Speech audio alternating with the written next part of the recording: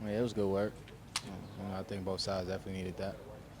Did you go in there determined to make a few good hits on guys to be noticed? Not really. I'm just doing my job. As a safety, they ask you to do a couple things, so that's what I try to do to the best of my ability. How much do you enjoy that or pride yourself on the big hits? Because that's what Hugh said stood out to him. Um, I pride myself on tackling.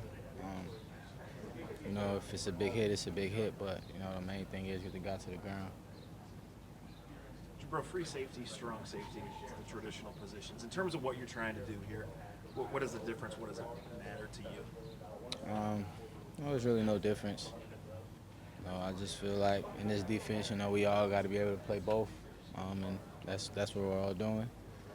Um, and that's as simple as that. Is it a lot different being deep, though, considering you played linebacker in college? No, No. it's not.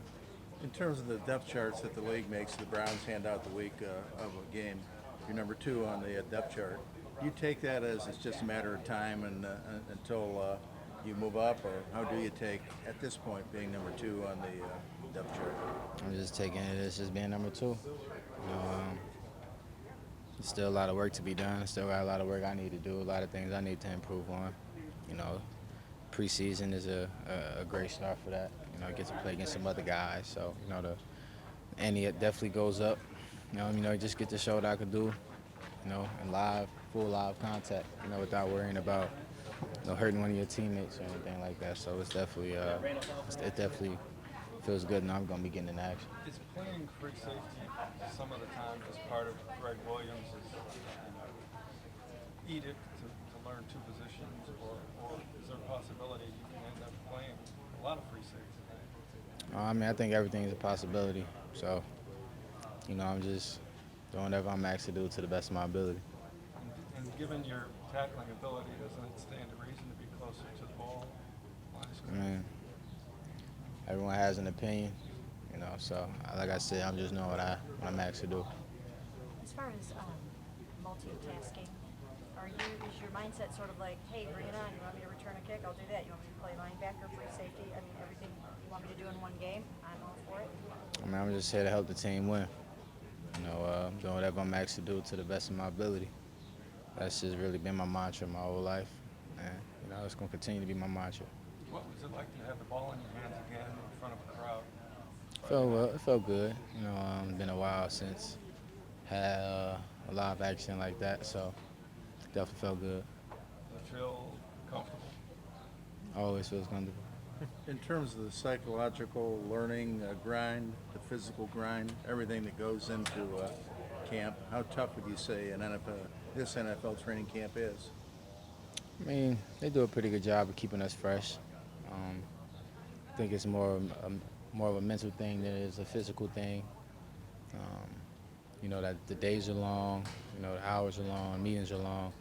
But you just gotta stay locked in, stay focused, and it is what you make it. If you dread football, then it's gonna be dreadful for you. But if you love coming out here competing and getting better every day, you're gonna enjoy yourself. In terms of the saturation aspect of filling up your days, does it stick with you the whole time you're back at the hotel, or do you have time to kick a little bit when you're back at the hotel? We usually get a couple hours to kick it, but we're here to play football. Right now we're in camp, so that's camp life. I was fortunate enough to have Hardball as my coach, so it's nothing really I wasn't prepared for. Well, what have you learned from guys like Kendrick and Ibrahim, and what have you seen from them as safeties as well? Just different ways to notice different things about what the offense is trying to do. Just the main thing is just go out there and just be free. Don't worry about making a mistake. And just, be fearless back there.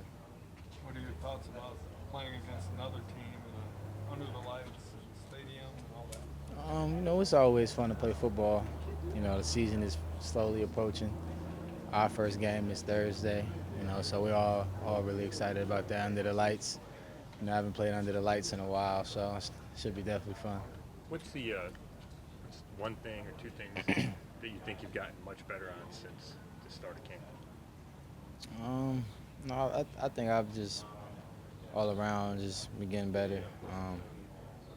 you know, the competition level rose, so I had to rise with it, you know, so just everything all around.